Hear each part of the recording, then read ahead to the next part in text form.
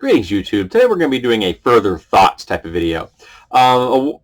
Ages ago, I did a review of the 3.5 third-party Dungeons & Dragons book, Noble Wild. And there was also a first edition Pathfinder version. Well, I've been playing with an idea of doing a character study of a noble animal, a truly sapient animal. So I thought, okay, I've never looked at the Pathfinder version, so let's take a crack at that. So I did. And a lot of the things I loved about the first one are still there, and a lot of things I hated about the first one are still there. So let's talk about those things. So basic concept here is that you play an ordinary animal. Biologically, you are just the animal. If you want to play a cat, you're playing a cat that looks just like that over there, snoozing on a blankie. Okay, but you're fully sapient. You have strength. You have a intelligence, wisdom, and charisma, just like any other humanoid character from Dungeons and Dragons or Pathfinder or what have you. And you can't manipulate the world any better than they can.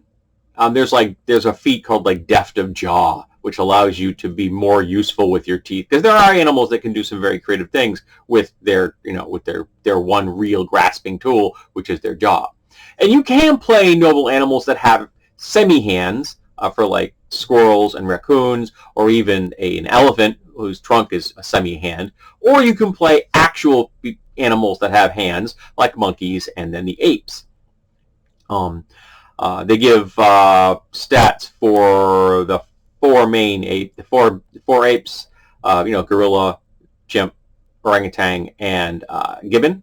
And then they also give stats for a basic kind of generic monkey, as well as a baboon, which is the largest of the monkeys. They can be medium-sized. Baboons are big and nasty. They literally have teeth this long. They are very freaking dangerous. Baboons are. Yeah, they will rip you apart if they want to. They take on a troop of baboons will take on a jaguar and kill it. They're dangerous. So because you don't have hands, it really limits what you can do. It also limits the whole idea of possessions, because for the most part, these animals can't craft. To compensate for the fact that they don't have hands, so they can't do spell casting the way most people do, the system, and I mentioned this in the first review, is they use something called blood magic. So they are using their own hit points to replace the material components that they cannot manipulate because they don't have any digits to do so. They don't construct spell pouches and things like that.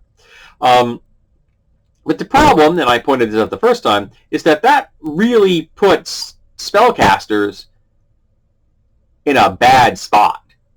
I mean, whether you're a cleric, a sorcerer, or a wizard, you are, hit point wise, pretty damn squishy. Wizards and sorcerers have a D6. That's it. That's not good. Even if you give max hit points at first level, and I know some folks do, that's still not good if you're casting spells and using your lifeblood to fuel them. Now, with the askew material component feat, and I mentioned that in the first review, in the Pathfinder version, it mitigates any spell that has a 1-point cost. But anything over that is still going to drain you. And I would change that. If you're going to use that model, I would change it to this. It subtracts 1 hit point from the total. It's flat across the board. So spells that only use 1 hit point are now 0. Ones that have 2 hit points would now be 1. I think that makes the feat a little bit better and gives your character a little bit more legs. But it also means that your character, the wizards and sorcerers, are going to have to take spells that they don't necessarily want to have, just so they have spells they can cast when they're low on hit points, because they will die otherwise. You can have certain supporting type magic items as an animal by having things like spell thralls. What that is, it's an animal that functions as a spell receptacle. So your noble animal has a normal animal along with it that functions as essentially a repository of magical energy. They become staves and wands and potions. They give an example of a rabbit wizard who had vermin on her fur, and each one of these different types of vermin was a different type of spell receptacle. Kind of an interesting idea, but it does mean that your character is lugging around other animals. But if you're like a deer spellcaster, do you have ticks or something, or do you have mice dancing on your back or something? I don't know. And the game also has things called boons, either the spells or actual magic items analogs. And the problem with the boons, whether it's a spell or a magic item analog boon, is that they cost experience points. And I touched on that in the first version, but it really hit me when I was reading this book. Because if you have a mixed world, so you've got noble animals and you've got humanoids, the noble animals are spending experience points to get to effectively get magic items in their different body slots, whereas the humanoids aren't. I mean, any humanoid can find a +2 mace on the ground from a fallen foe. They pick it up and they use it. That doesn't cost them experience points. The person that made that item, whether it was an arcane or a divine caster, didn't lose experience points to make that mace. Because as you use a skill, you get better at using a skill. I can guarantee you I'm a better trimmer at work when it comes to parts today than I was 10 years ago. I'm a better crafter in my shop today than I was 10 years ago. All right, I'm just better at what I do because I've done it more. And that's how skills work. You shouldn't become less able to do the next skill because you've lost experience points. Yes, I know you can't bring yourself down to the point where you fall into a previous level, but it also means you hit a wall where you can no longer make any magic items, and you're also now lagging behind if you're draining people's experience points. So in a mixed campaign, the animals will always be behind the power curve of the humanoids. And that seems massively unfair. Now, if you're using a pure noble animal campaign, so a world without humanoids in it at all, then it doesn't matter. It's complete transparency. Every noble animal's in the same position, so that's not a cost. That doesn't cost you anything. But if you have any level of a mixed campaign, even if it's a post-humanoid world, but you still might be encountering undead, it's still going to be a tax on them. Not to mention, the askew material components feat is a tax feat. And at a higher level, there's an improved version that mitigates 10 points. Again, you're now telling every single caster, you have to have these 2 feats if you want to not die. Again, seems really unfair. And I mentioned in the first review that I thought, well, maybe the magic of Incarnum would kind of help with this, because that is an entire system built around binding magic items or binding magical effects to your body's chakras. All of them, the 10 body slots that 3.5 have. I think Pathfinder has 14, if I'm not incorrect. But binding magical abilities to that and blocking the ability to use a magic item. So if these were magic and I had a magical effect bound to my eye chakra, or whatever the zone is on this is, I think it might be called the brow, I couldn't use a magic item as well. I would only be able to use the magical effect from Magic of Incarnum.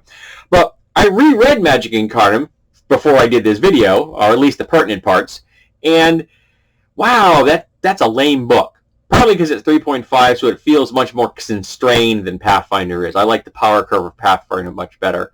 But yeah, it's like a lot of those effects are just not worth it. Ooh, you've got a magical effect that gives you a +2 bonus, unless you invest your daily power points that you have, which you are very limited in number, and now it's a +6 to your skill bonus. Wow, that's great. It's just, there's lots of that over and over again. I mean, and not to mention there's an ability called like Griffin Claws, except you don't get actual claws until you bind the claws to like your hands. You have to bind the chakra at a higher level. I mean, bind the ability to your hand chakra at a higher level. No, you call something claws. I don't want claws at first level. So I was thinking about what would be a better answer. And if you're going to be doing that whole bloodletting thing, then I would never get near conventional spellcasting. Period. What would I do? I'd go with a Warlock. Now there's a good idea. And it's not difficult to convert a Warlock into Pathfinder. I did a video about that once. You know, 3/4 babs to give it a die 8. Give it an invocation every level. Keep the power level the same, but give it one every level. Give it cantrips with the sorcerer progression to give them a little bit of more magical effect, and you're pretty much good to go. And that would definitely be something usable by a noble animal, without adversely affecting their life force. You are a funnel of arcane force. You just look at a target and it blasts out of your eyes or something, or your mouth or whatever, and you're killing things. So I really like that idea. But better yet, psionics. I would be doing so much psionics if I were going to play a noble animal. Scions, all kinds of varieties of things you can do with that. Soul blades. Imagine a bear with 2 soul blade claws. That's awesome. There's also the soul bolt, which I always have a hard time saying soul boat. I don't know. Soul blade flows, but soul boat always seems to get stuck in my mouth, which is where you're, instead of forming a melee weapon with your mind blade, you're forming a missile weapon. And there are 3 levels of this. There's the arrow level, like the javelin level, and the heavier 2-handed level. And the top 2 need hands, so that would be reserved to creatures, the noble animals that have hands. But the lowest level one, the arrow, doesn't. You just look at something and an arrow flies from your head. And it is every archery feat is applicable, including rapid shot. So imagine being a wolf with range attacks, or an entire pack with range attacks. The goblins and orcs of the forest are going to be very surprised. All right, very cool. So those are some great ideas. And there's the Aegis, which is about building psychic armor. Being a bear in psychic armor, which you're large to begin with, and then you can bump it up to colossal with the right power choice. Talk about Megazords, man. So there's some really great psionic ideas for noble animals. But I also think that we should allow the animals to have more crafted items. There are creatures with hands, and there's no reason that you couldn't allow the apes of the world to be the crafters. Maybe you don't want to allow them to have all the technology that humanoids have. You don't want to just have it be Ape City from the DC universe, okay? Fine. You want to keep it a little bit more primitive. Well, then just give them access to the Neolithic technology. They can still make hand weapons. They can still make armor. They can still make charms and magic items conventionally that they can then sell or trade or bestow upon their fellow animals. And animal body slots do exist. You can have rings if you have fingers, bracers. You have collars. You can have claw sheaths. There are things that you can do that would not cost you experience points to get those effects. And just give it like a crafting skill Neolithic or something like that. And then it makes them, allows them to only make things that are out of natural materials, so stone and bone and leather and wood and things like that. Druids in campaigns I run are not allowed to use metal. So all of their technology has to be, I always jokingly call it vegetarian.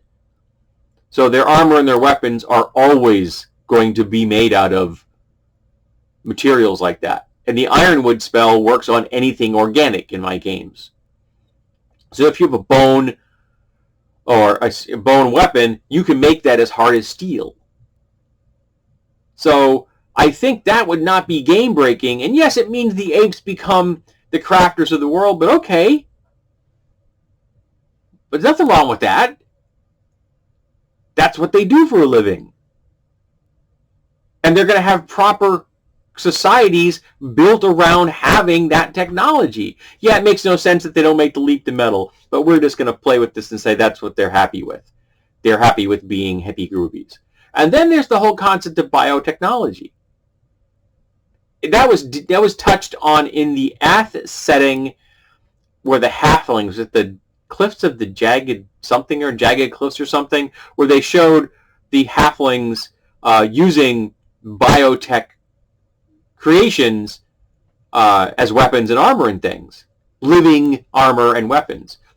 Noble animals, that would be perfect for them. Not just spell thralls like I mentioned, but actual proper biotech, non-sapient, non-sentient items. And there's lots of those. If you look for biotech, you'll be able to find lots of references in role-playing games out there. There's a lot of them out there, so as inspiration. Not to mention the Athos supplement I just mentioned, which you can probably find a copy of that somewhere on the internet if you were to look. So I think you could do a lot with noble animals, but I think you really have to kind of think outside the box. Go psionic. Definitely, man. Definitely go psionic. Because I think that's the way to have your characters be able to go toe-to-toe with the humanoid races, because they're not having to pay the cost of blood to use their psionic abilities. Allow them to craft Neolithic technology.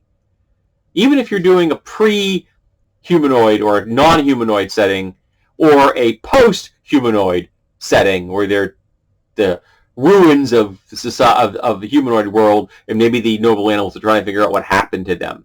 There's a gap. Something happened, and all of a sudden all the humanoids are gone, and the noble animals say they rise up because of the catastrophe. So suddenly they're now sapient and trying to figure out, well, this event helped us become uplifted.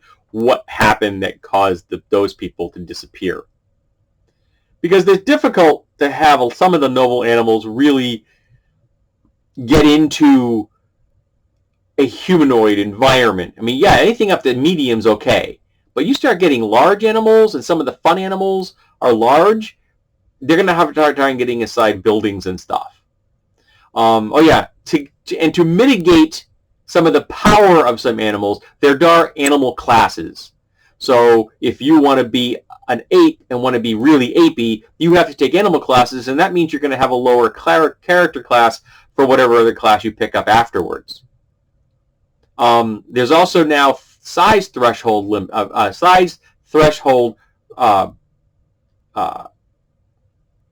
watermarks. So if you are a creature that goes from small to medium over the course of their life, like when you get to third level, you just become medium. It's to show that you're aging and getting larger.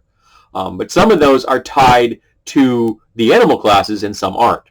And some, like a black bear, is not going to get as big as a brown bear. I mean, black bears can be like 450, but they're never going to be, I've seen one. I've touched a black bear that was 450 pounds. Big animal. But they're never going to be the size of brown bears, which are large animals. Black bears are medium animals. So the size threshold is going to be lower than a brown bear. And they're not going to be able to take as many levels into their animal class to really become more bear-like. Elephants have, I think, tigers, elephants, and I think maybe the brown bears all have like 10 level animal classes. Most of the other of the noble options are like 2 to 5. And some of them have none. One of the nice things they did about the noble animals as well when it came to like the physical stats is in the 3.5 version, they just gave a penalty to strength which was weird, I thought. And in this version, they just flat out say, this is what your strength is if you're a small animal. Period. If you're a mouse, you got a strength of 1. You can bump it up if you want to over time with spells or investing character points or something in there as you get higher levels, but you're going to come out of the chute with a 1, and that makes perfect sense. So I liked that version better. It seems much more logical to me. Well, a couple of the attacks were a little weird. For example, some of the small birds had a single claw attack, which makes perfect sense because they're not big animals, but they also had parrots getting a claw attack. I don't know if you've ever seen a parrot. The dangerous part of a parrot is not its feet. The dangerous part of a parrot is here. I've been bitten by a parrot that just excised part of the top of my finger. I thankfully was already moving my hand away, so he didn't actually remove my entire friggin' fingertip. He just chunk like an ice cream scoop a part of my finger. It was very painful. I would make the parrot attack be the same damage, but it's their beak. That's the part you have to worry about on a parrot, man. They crush nuts with those things. They will take your finger off. Little nitpicking things like that. But overall, I really like the Noble Wild book for Pathfinder First Edition. I thought it has a lot of things. I think it has a lot to offer. Some very refreshing views. It allows you to play advanced familiars. So you could be in a mixed group and have somebody play a wizard and you're playing their fully sapient familiar. And of course the game still, the book also still has the ability to have humanoid familiars if you are a caster that has a familiar. So you could be a squirrel familiar, a squirrel sorcerer or wizard with a humanoid familiar, which I think is really, really cool. I like that idea. So I would definitely check this out if you have any desire to do animal campaigns. If you have, you want to do Watership Downs and you've always had a hankering to do an all bunny campaign or something, here you go. I'm blathering on for 22 minutes here. Okay, I apologize. But it still has some unfair angles to it with experience points and lack of technology, which I think they shouldn't. And if you want to keep it to Neolithic tech, cool. But Neolithic tech is still quite advanced. It got humanity all across the globe. Without metal, humanity went all across the planet, except for Antarctica. We went everywhere. So you can go quite far with just stone tools and natural materials. You really can. Alrighty, so what would you do with a noble animal?